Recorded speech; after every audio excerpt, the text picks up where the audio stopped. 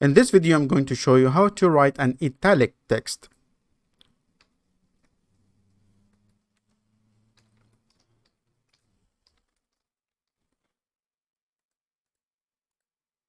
Now to do that, it's going to be exactly similar to the bold, but instead of using double stars or double underscore, you just use one star or one underscore.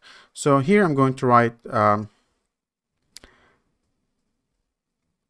star, and then this is italic text, and then star, and I'm gonna make it marked down, shift enter, and you guys can see that it's italic. I'm gonna write the regular text here, but before that I'm gonna write BR to break it into sentence. Let's break the sentence into separate lines.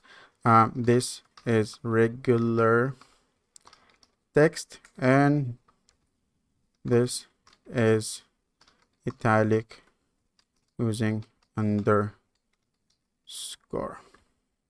Shift again, I'm gonna write here BR, shift enter. So here, underscore.